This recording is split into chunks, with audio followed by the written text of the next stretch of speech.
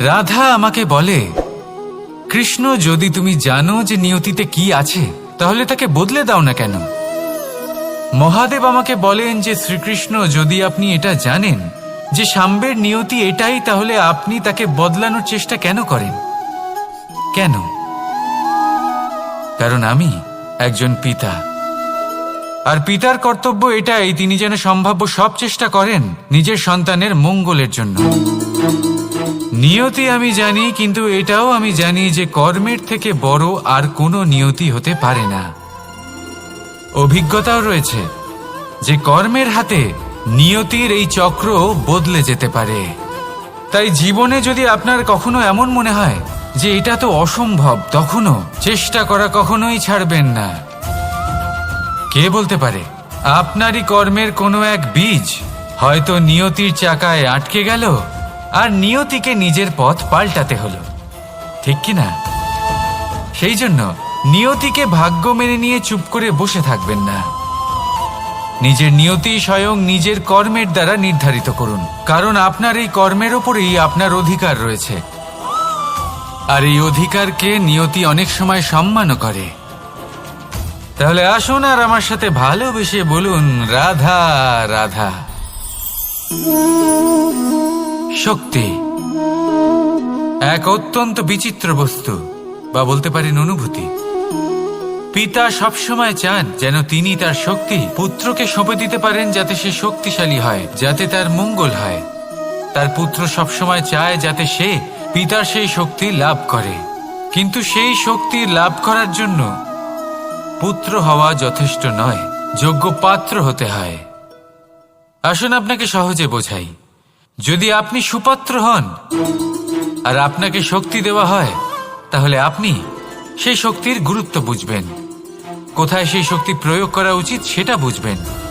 আর এটা যেহেতু অর্জন করা শক্তি হবে, সেই শক্তির অপব্যবহার হবে না।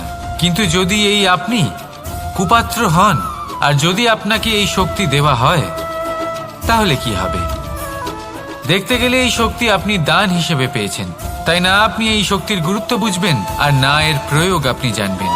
তার অপব্যবহার হওয়া সুনিশ্চিত। তাই যদি আপনি কোনো শক্তি অর্জন করতে চান, তাহলে আগে তার যোগ্য হয়ে উঠুন। পুত্র নয়, পাত্র হয়ে উঠুন। আর আমার সাথে ভালোবেসে বলুন, রাধা রাধা। কথায় আছে, প্রত্যেক পুত্র তার পিতার প্রতিচ্ছবি হয়, আর সমস্ত প্রতিচ্ছবি চায় যেন সে তার অস্তিত্ব প্রাপ্ত করতে পারে। পুত্র চায় সে যেন তার পিতার মতো হয়, বা কখনো কখনো তার থেকেও শ্রেষ্ঠ হয়। সেটা কোনো অনুচিত ব্যাপার নয়। অনুচিত তখন হয় যখন পুত্র নিজের পিতার মতো হবার স্বপ্ন পূরণ করতে গিয়ে বা তার থেকেও শ্রেষ্ঠ হওয়ার স্বপ্ন পূরণে অনুচিত পথের আশ্রয় নেয়। কারণ তারপরে সে তার পিতার গুণগুলি আত্মসাৎ করতে চায় না। সে শুধুই এটা চায় যে সংসারের চোখে যেন আমি শ্রেষ্ঠ প্রমাণিত হই। এটা অনুচিত। সংসারে এমন অনেক মানুষ আছেন যারা এই কারণে শ্রেষ্ঠ হওয়ার চেষ্টা করেন যাতে তার পরিবারের তার পিতার সম্মান বৃদ্ধি পায়।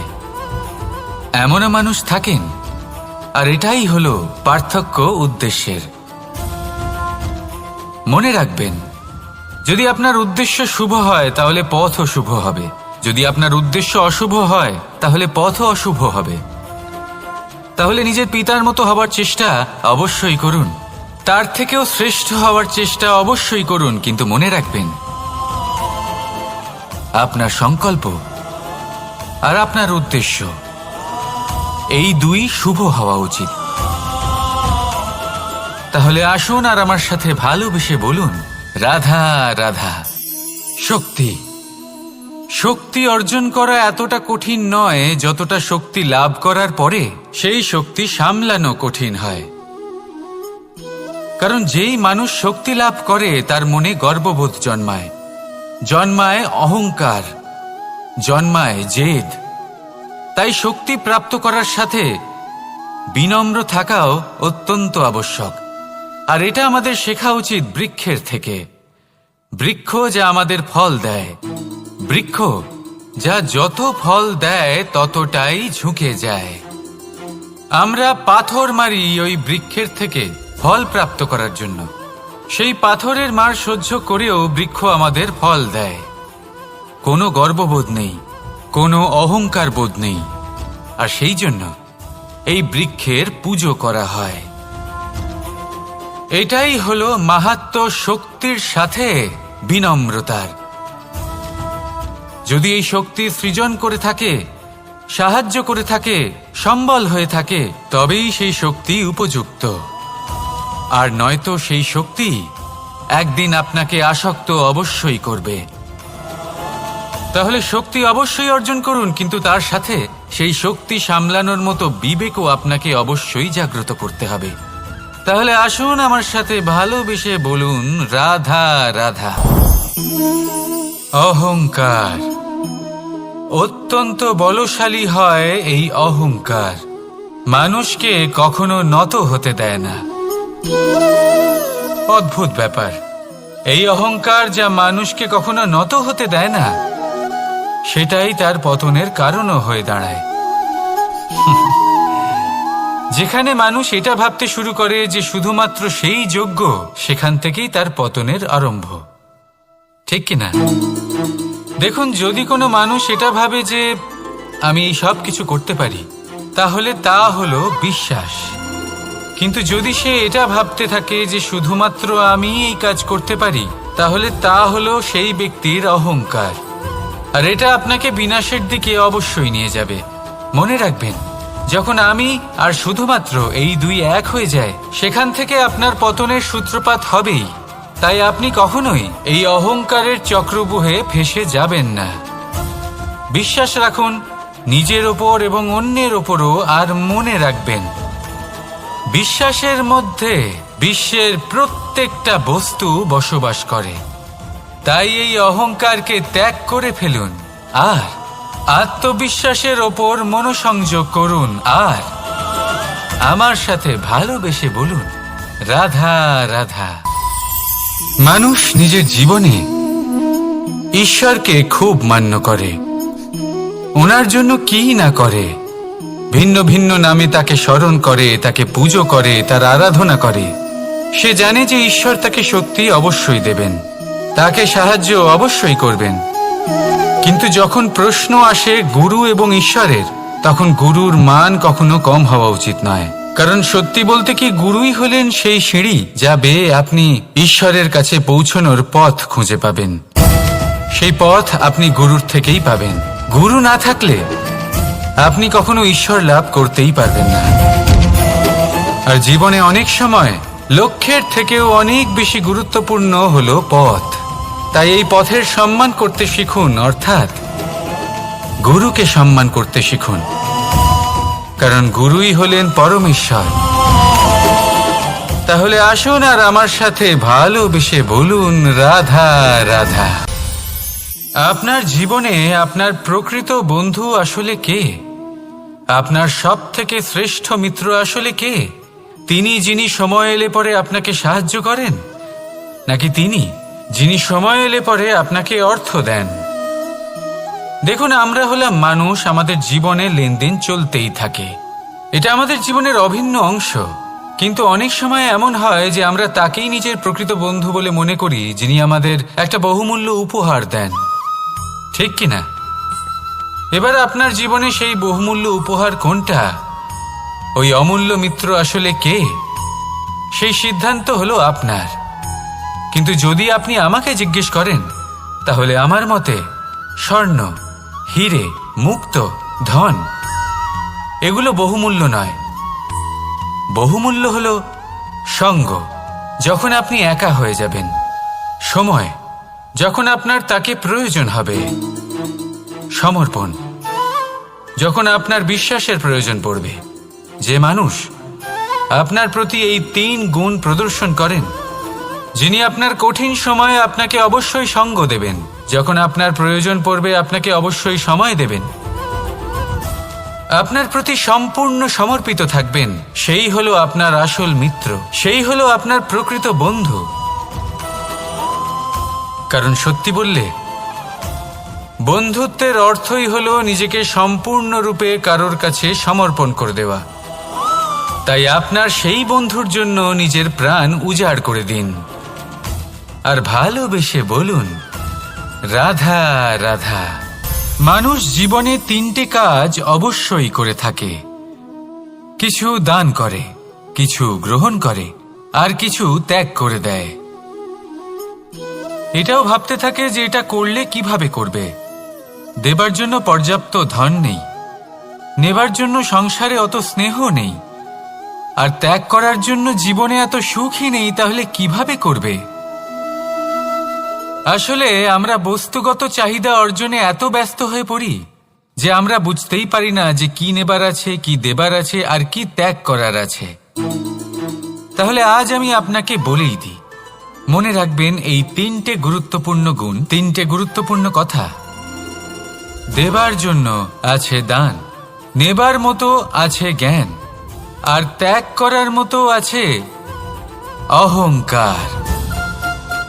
যখন আপনি দান করতে শিখে যাবেন, জ্ঞান অর্জন করার শক্তি আপনা থেকেই আপনার মধ্যে চলে আসবে। আর যখন এই জ্ঞান আপনার মধ্যে প্রবেশ করবে, অহংকার আপনা থেকেই আপনার থেকে দূরে চলে যাবে। যে ব্যক্তি এই তিনের মধ্যে ভারসাম্য বজায় রাখতে পারে, তার বর্তমান, ভূত, ভবিষ্যৎ, লোক, পরলোক সবকিছু শুধরে যায়। যেই দিন আপনি দান করতে শিখে যাবেন, জ্ঞান আহরণ করতে শিখে যাবেন, অভিমান ত্যাগ করতে শিখে যাবেন, আপনার সর্বশক্তিশালী, সর্বশক্তিমান পরমেশ্বরেরও প্রয়োজন পড়বে না। কারণ তখন ঈশ্বর আপনার মধ্যেই বাস করবেন। তাহলে আসুন আর আমার সাথে ভালোবেসে বলুন, রাধা রাধা। জীবনে অনেক সময় সমস্যা আমাদের চারদিক থেকে ঘিরে ফেলে।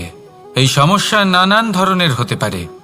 আর্থিক সমস্যা হতে পারে, পারিবারিক সমস্যা হতে পারে, কোনো সম্পর্ক নিয়ে সমস্যা হতে পারে, কখনো কোনো দৈনিক সমস্যা হতে পারে, কখনো কোনো দ্বন্দ্ব হতে পারে, অনেক সমস্যা হতে পারে। কিন্তু যখনই কোনো সমস্যা আসে, আমাদের মনে তার জন্য একটা উত্তর অবশ্যই থেকে থাকে, যা আমাদের অন্তরে রয়েছে। একে আমরা বলি আত্মা। আত্মা হলো পরমাত্মারই রূপ, আর পরমাত্মা তা কখনোই কিছু অনুচিত চাইবে না, তাই তো? এই আত্মা খুব ভালো করে জানে যে কোনটা উচিত আর কোনটা অনুচিত।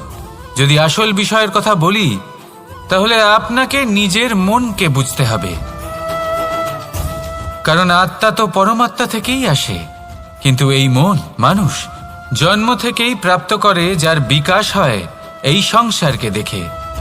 যেদিন আপনার এই মন আর আপনার এই আত্মা, এই দুই এক হয়ে যাবে, আত্মসাৎ হয়ে যাবে, সেদিন আপনার জীবনে না কোনো সমস্যা থাকবে, না কোনো ঝঞ্ঝাট থাকবে, না কোনো সংকট থাকবে। কারণ আপনার কাছে সেই সমস্ত সমস্যার, সমস্ত বিপদের সমাধান থাকবে, আর তাও আপনারই অন্তরে। তাহলে আসুন আর আমার সাথে ভালোবেসে বলুন, রাধা রাধা। ভক্তি আর শক্তি, এই দুইয়ের মধ্যে সম্পর্ক অত্যন্ত সরল। মানুষ ভক্তি করেন যাতে তিনি শক্তি লাভ করতে পারেন, আর শক্তি লাভ করার পরে ভক্তিভাব ভুলে যান, আর শক্তির প্রতি আসক্তিতে মত্ত হয়ে যান, আর সেখান থেকেই তার বিনাশ শুরু হয়। কেন? কারণ ভক্তির দ্বারা প্রাপ্ত শক্তি অন্য কারোর হিতের জন্য ব্যবহার করতে হয়, অন্য কারোর মঙ্গল করার জন্য ব্যবহার করতে হয়, কারোর বিনাশের জন্য নয়। এবার যদি আমি আপনাদের একটা উদাহরণ দিয়ে বোঝাই, তাহলে কোদাল দিয়ে আমরা মাটি কোপাতে পারি, একটা গর্ত খুঁড়তে পারি, যাতে একটা নতুন বৃক্ষ জন্ম নিতে পারে, একটা বৃক্ষ যা অন্য জীবকে ফল প্রদান করবে, যাত্রীদের ছায়া প্রদান করবে। কিন্তু এই কোদালের ব্যবহার যদি আমরা অন্য কারোর ক্ষতি করার জন্য করি, তাহলে ক্ষতি শুধুমাত্র আমাদেরই হবে। তাই জীবনে যদি আপনি কোনো শক্তি লাভ করেন, হয়তো ভক্তির দ্বারা বা অন্য যেখান থেকেই হোক, তার সদ্ব্যবহার করতে শিখুন, নয়তো এই প্রাপ্ত শক্তি আপনার পতনের কারণ হয়ে দাঁড়াবে। তাহলে আসুন আমার সাথে ভালোবেসে বলুন, রাধা রাধা। বরদান, অত্যন্ত বিচিত্র এক বিষয়। কিন্তু দেখতে গেলে এই বরদান কি না করতে পারে। এক দরিদ্রকে রাজা বানিয়ে দিতে পারে, একজন দুর্বলকে এই সংসারের সব থেকে শক্তিশালী ব্যক্তি বানিয়ে দিতে পারে। কিন্তু আমরা ভুলে যাই এক অত্যন্ত গুরুত্বপূর্ণ কথা। বরদান এই শব্দের শেষে দান লুকিয়ে রয়েছে। এই দান কথাটা অত্যন্ত গুরুত্বপূর্ণ। আমাদের মনে রাখা উচিত এই বরদান আমরা দানে পেয়েছি, আর তাই তার সম্মান করা উচিত, কখনোই অহংকার করা নয়। আর যে ব্যক্তি বরদান পেয়ে অহংকার করেন তার যা ক্ষতি হয় তা হলো এই বরদান তার থেকে কেড়ে নেওয়া হয়। বর অর্থাৎ শ্রেষ্ঠ, অর্থাৎ বরদানের অর্থ হলো একটা শ্রেষ্ঠ দান, এবং তার ব্যবহার যদি আপনি কারোর ক্ষতি করার জন্য করেন তাহলে ক্ষতি শুধুই আপনার হবে। তাহলে এই বরদানের সম্মান করুন, উচিত পথে চলুন, আর উচিত উদ্দেশ্য নিয়ে এর ব্যবহার করুন। সব কিছু ভালোই হবে। তাহলে আসুন আর আমার সাথে ভালোবেসে বলুন, রাধা রাধা। পিতা আর পুত্রের সম্পর্ক অত্যন্ত মধুর হয়ে থাকে। পিতা স্বপ্ন দেখেন, তাকে পূর্ণ করার সকল সম্ভাব্য চেষ্টা করেন, কিন্তু তাও অনেক সময় ওনার স্বপ্ন অপূর্ণ থেকে যায়। তখন পিতা ভাবেন যে স্বপ্ন উনি পূর্ণ করতে পারেননি ওনার সন্তান তা অবশ্যই পূরণ করবে। যে স্থানে উনি কখনো পৌঁছতে পারেননি সেই স্থানে ওনার পুত্র অবশ্যই পৌঁছবে। পিতা নিজের সন্তানের ভবিষ্যৎ নিয়ে সেই স্বপ্ন দেখেন, আর যখন সেই সন্তান সামনে এগোতে থাকে তখন তার দুঃখ হয় না, বরং গর্ব হয়। ওনার ভালো লাগে এটা দেখে যে ওনার সন্তান অনেক উন্নতি করছে। কিন্তু যখন সন্তান নিজের অভিভাবকের শক্তি দেখে, তার যশ দেখে হিংসা করতে থাকে, সমস্যা সেইখানেই শুরু হয়। সেই জন্য সকল সন্তানকে এটা মনে রাখতে হবে, দেখুন, পুত্র হবার সুবাদে, এক সন্তান হবার সুবাদে এটা হলো আপনার অধিকার যে আপনি আপনার পিতার থেকে বেশি উন্নতি করবেন। আপনার পিতাও এটাই চান, কিন্তু সুস্থভাবে এটা করুন। একটা রেখা টেনে নিন যাতে আপনি তাতে এগোতে পারেন আর আপনার পিতার তাতে গর্ববোধ হয়, আর সেই বিষয়ে দুঃখ না হয় যে আমার সন্তান আমাকেই ছোট করার চেষ্টা করছে। ইতিহাস সাক্ষী রয়েছে, যে মানুষ অন্য কাউকে ছোট করার চেষ্টা করেছেন সেই মানুষই ছোট হয়ে গেছেন। আর আমার মনে হয় না আপনি এটা চান, কারণ কোনো একদিন আপনিও কারোর পিতা হবেন। আসুন আমার সাথে ভালোবেসে বলুন, রাধা রাধা। সাথী। সাথী এই শব্দটির ব্যাখ্যা কে কিভাবে করে? মিত্র, সখা, বন্ধু, কিন্তু অর্থ একটাই। তিনি যিনি আপনার সঙ্গী হন আর তিনি যার সাথী আপনি হন। এবার সব থেকে বড় প্রশ্ন হলো এটাই যে তিনি কে হতে পারেন যাকে আপনি আপনার সাথী বলে মেনে নিতে পারেন, নিজের সখা, নিজের মিত্র, নিজের বন্ধু মেনে নিতে পারেন। আপনার সাথী হলেন তিনি যিনি দুঃখের সময় আপনার পাশে থাকবেন, আপনার হাত ধরে থাকবেন। আপনার সাথী হলেন তিনি যার হাত আপনি নিজের সুখের দিনে ধরে থাকবেন। সেই সাথীরই হাত ধরুন যিনি দুঃখে সবসময় আপনাকে সাহায্য করার জন্য তৎপর হয়ে থাকেন, আপনার পাশে থাকেন, আর যাকে সুখের দিনে আপনি আপনার সাথে রাখতে পারেন। আর যখন আপনার সাথে আপনার এই সাথী থাকবে তখন আপনি এটা বুঝবেন যে যখন জীবনে দুঃখ আসে তখন এই দুঃখ কমে যায়, সবার মধ্যে ভাগ হয়ে যায়। আর যদি তখন সুখ আসে তাহলে সেটা সবার উপস্থিতিতে আরো বেড়ে যায়। এটাই হলো প্রেম, এটাই হলো ভালোবাসা, এটাই হলো সঙ্গ, যেমন সম্পর্ক আমার আর রাধার মাঝে। তাহলে আসুন আর আমার সাথে ভালোবেসে বলুন, রাধা রাধা। আমাদের মনে যখন কোনো প্রশ্ন ওঠে, কোনো দ্বন্দ্ব জাগে, তখন আমরা যাই আমাদের গুরুর কাছে, আমাদের আরাধ্যের কাছে গিয়ে জিজ্ঞেস করি। এইভাবেই একদিন আমি পৌঁছলাম আমার আরাধ্যের কাছে, আমার মহাদেবের কাছে, আর ওনাকে প্রশ্ন করলাম যে মহাদেব, জীবনে আনন্দ পাওয়ার, উৎসব পালনের, প্রেম ভাগ করে নেবার জীবনকে উপভোগ করে নেওয়ার সর্বশ্রেষ্ঠ সময় কোনটা? মহাদেব হাসলেন আর উনি বললেন, জীবনে উৎসব পালনের সবথেকে শ্রেষ্ঠ দিন হল মৃত্যুর ঠিক আগের দিনটা। প্রেম ভাগ করে নেওয়ার সবথেকে শ্রেষ্ঠ মুহূর্ত হল মৃত্যুর ঠিক আগের মুহূর্ত। জীবনকে উপভোগ করে নেওয়ার সর্বশ্রেষ্ঠ প্রহর হল মৃত্যুর এক প্রহর পূর্বে। তখন আমি চমকে গেলাম। আমি বললাম, কিন্তু মহাদেব, মৃত্যু তো অনিশ্চিত, আমরা জানিও না কবে আমাদের মৃত্যু হবে। মহাদেব আবার হাসলেন। উনি বললেন যে যদি আমরা এভাবে জীবন কাটাই যে আমরা জীবনের প্রত্যেক দিন, প্রত্যেক মুহূর্ত, প্রত্যেক প্রহর শেষ বলে মনে করি, তাহলে আমাদের সমস্ত জীবন আনন্দের সাথেই অতিবাহিত হবে। কি বলেন? তাহলে আপনিও এই কথা মনে রাখুন আর আমার সাথে ভালোবেসে বলুন, রাধা রাধা। জীবনে অগ্রসর হওয়ার জন্য আমাদের কাকে প্রয়োজন হয়? মাতা পিতা, বন্ধু, প্রেম, সাহায্য, অর্থ, পরিশ্রম, আশা। ভিন্ন ভিন্ন মানুষ ভিন্ন ভিন্ন বিকল্প চয়ন করে। যদি আমি আপনাকে বলি, তাহলে জয় আর পরাজয়ের মন্ত্র দুটো শব্দের উপর নির্ভর করে, মেনে নেওয়া আর দৃঢ় হওয়া। যদি মেনে নেন তাহলে হেরে যাবেন, যদি দৃঢ় হন তাহলে নিশ্চিত রূপে জয়ী হবেন। যদি কখনো আপনি ক্লান্ত হয়ে ওঠেন, আপনি দুঃখী হন, পুরোপুরি ভেঙে পড়েছেন, তখন মেনে নেবেন না যে আপনি ভেঙে পড়েছেন, নয়তো হেরে যাবেন। তখন উল্টে স্থির করবেন যে যাই হয়ে যাক না কেন, আমি জয়ী হবই। আর আপনি দেখবেন যে জয় নিশ্চিত রূপে আপনার কাছেই আসবে। তাহলে এই কথা মনে রাখবেন আর আমার সাথে ভালোবেসে বলবেন, রাধা রাধা। সময়, জীবন, কাল।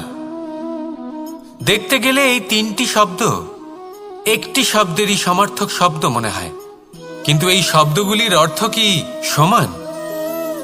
কখনোই নয়। হ্যাঁ, এই সময় চলতে থাকে, জীবন চলতে থাকে, কালচক্র চলতে থাকে। এই সময় কেটে যায়, কিন্তু এই জীবন, একে যাপন করতে হয়। কি বলেন? এই জীবনে কিছু করুন বা কিছু না করুন, জীবন এমনি কেটে যাবে, আপনি জানতেও পারবেন না। কিন্তু সেটা আমাদের উদ্দেশ্য নয়, একে যাপন করতে হবে। এই জীবনে প্রেরণা পেতে শিখুন, প্রেরণা দিতে শিখুন, আহ্বান গ্রহণ করতে শিখুন, আহ্বান জানাতে শিখুন, মহান কাজ করতে শিখুন, ধন্যাত্মক বোধ জাগিয়ে তুলুন। জীবন অতিবাহিত করার অর্থ কি তা আপনি শিখে যাবেন। কারণ সময় কেটে যায়, সমস্ত যুগ কেটে যায়, কিন্তু জীবনের রীতি জীবন কাটিয়ে দেওয়া নয়, জীবন যাপন করা। এই জীবন সম্পূর্ণরূপে অনুভব করতে হবে, নতুন পথ বানাতে হবে। এবারে যদি এই জীবন বাঁচার সময় একবার ভেবে দেখুন, যদি মনে প্রেম থাকে, সদ্ভাবনা থাকে, তাহলে কি হবে? এই জীবনকে বাঁচার অনুভূতিটাই অন্যরকম হয়ে যাবে, একটা আনন্দময় অনুভূতি লাভ করবেন। তাহলে এটাই করুন আর আমার সাথে ভালোবেসে বলুন, রাধা রাধা। আপনি কি কখনো কোনো জলের ধারা দেখেছেন? তার সামনে যতই মাটি থাকুক না কেন, যতই কাদা থাকুক না কেন, যখন এই জলের ধারা বইতে আরম্ভ করে দেয়, তখন এই কাদাকে নিজেই ধুয়ে নিয়ে যায়। ওই কাদাকে ধুয়ে দেয় এবং নিজের পথ নিজেই তৈরি করে নেয়। তাহলে আপনিও এরকম জলের মতো হয়ে উঠুন। যদি হয়ে উঠতে পারেন, তাহলে নিজের মনের, নিজের ভাবনার, নিজের জীবনের যত অনাবশ্যক তত্ত্ব আছে, অনুপযোগী অংশ রয়েছে, অর্থাৎ অপরিষ্কার অংশ রয়েছে, তা নিজে থেকেই নির্মল হয়ে উঠবে। আর যেরকম জলের ধারা কখনো থেমে থাকে না, সব সময় বয়ে চলে, সেইভাবে আপনিও কখনোই থামবেন না, সবসময় বয়ে চলুন, এগোতে থাকুন। পথে যদি অনেক বিপদ আসে, সমস্যা আসে, থামবেন না, তার উপর নিরন্তর প্রহার করুন, নিরন্তর প্রয়াস করুন আর অগ্রসর হন। আপনি ভেবে দেখুন, এই জলের ধারা কখনো থেমে থাকে না, সবসময় বয়ে চলে, বিপদের সম্মুখীন হয়ে তাকে সাথে বয়ে নিয়ে চলে। সেই জন্য জলের ধারা, প্রবাহমান এই ধারা, এর থেকে কখনো দুর্গন্ধ আসে না, এতে কখনো ময়লা জমতে পারে না, বরং পালিত হয় সুন্দর প্রাণবন্ত জীবজন্তু, যেমন সুন্দর ছোট মাছ। তাই আপনিও এটাই করুন, কখনো থামবেন না, শুধু চলতে থাকুন, জলের ধারার মতো বইতে থাকুন। আপনি আপনার লক্ষ্য অবশ্যই খুঁজে পাবেন, আর তার সাথে নিজের অন্তরের যে মালিন্য রয়েছে তা আপনি নিজেই নিজের থেকে দূরে করে দেবেন। তাহলে আসুন আর আমার সাথে ভালোবেসে বলুন, রাধা রাধা। এবার অনেক সময় মানুষের মনে এরকম প্রশ্ন আসে যে এই সংসারে সবথেকে বড় বিপদ কি? কেউ বলে ধর্ম সংকট, আবার কেউ বলে প্রাণের ওপর আসা সংকট। প্রত্যেক মানুষের জীবনে বিভিন্ন সংকট আসে, আর এই সমস্ত সংকট অত্যন্ত বিচিত্র হতে পারে। এই সমস্ত সংসার হলো সংকট দ্বারা পরিপূর্ণ। ঠিক আছে, আপনাকে একটা উদাহরণ দিই। একজন ধনী ব্যক্তি, এবার ওনার জীবনে সংকট কি হতে পারে? সংকট এটাই যে কেউ তার সম্পত্তি চুরি না করে নেয়, আমরা বুঝতে পারছি।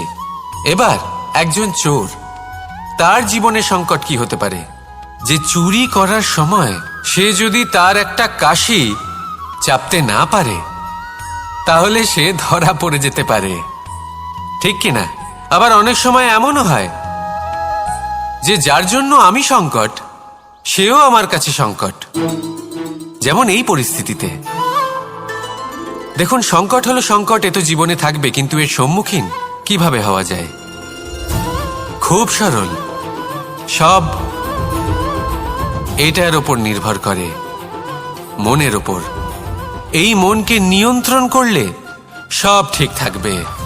এবার যদি ধনী ব্যক্তি মনকে নিয়ন্ত্রণ করে ফেলেন, নিজের অর্থের ব্যবহার শুভ কাজের জন্য, সমাজের সেবার জন্য বিকাশ করতে করেন, ওই অর্থকে একত্রিত করে না রাখেন, তাহলে চুরির সমস্যা, এই সংকট সেখানেই কেটে যাবে।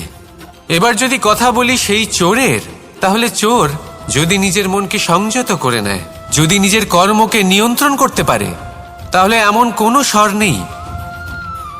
কোনো স্বর নেই যা ওকে ধরা পড়তে বাধ্য করবে। সেই জন্য জীবনে সংকট যতই আসুক, যত বড়ই সংকট আসুক না কেন, কবচ হলো একটাই, আর এই কবচের নাম হলো আত্মনিয়ন্ত্রণ। নিজের মনকে নিয়ন্ত্রণে রাখতে শিখুন। এটা নিজের জীবনে প্রয়োগ করে তো দেখুন। যদি আপনি করতে পারেন, তবে আপনি দেখবেন যে সংকট তো জীবনে আসা যাওয়া করে, কিন্তু সেই সংকটগুলির সম্মুখীন আপনি এইভাবে করতে পারবেন। তাহলে সেটাই করুন, আর আমার সাথে ভালোবেসে বলুন, রাধা রাধা। এই দড়িটা দেখুন, ছোট ছোট রেশম দ্বারা তৈরি, এটা সরু সুতো দ্বারা তৈরি হয়েছে এটা, আর এ অত্যন্ত কোমলও বটে। আর আপনি চাইলে এটা সোজাও করে দিতে পারেন, আর চাইলে এটা বেঁকিয়েও দিতে পারেন, আর যদি চান তাহলে এটা গোল গোল করে বেঁধে কোথাও রেখেও দিতে পারেন। এবার এই কোমল দড়ি যদি কোনো নিষ্ঠুর কঠিন পাথরে বারংবার জড়িয়ে দেওয়া হয়, তাহলেও তাকেও কাটতে পারে, নিজের ছাপ ছেড়ে যেতে পারে, সেটার আকারও বদলে ফেলতে পারে। এবার এর কারণ কি? এর কারণ হলো অভ্যাস আর নিরন্তর প্রচেষ্টা। যদি আপনিও চেষ্টা করেন আর নিরন্তর কর্ম করে যান, তাহলে আপনার প্রারব্ধ পাথরের মতো কঠিনই হোক না কেন, তাতে ভাঙন ধরিয়েও আপনি নিজের লক্ষ্যে অবশ্যই পৌঁছতে পারবেন। একটা গুরুত্বপূর্ণ কথা মনে রাখবেন, সুকর্মের অভ্যাস আর নিরন্তর প্রয়াস, এই হলো সাফল্যের মন্ত্র। তাহলে জীবনে এই মন্ত্র আনুন, আর আমার সাথে ভালোবেসে বলুন, রাধা রাধা।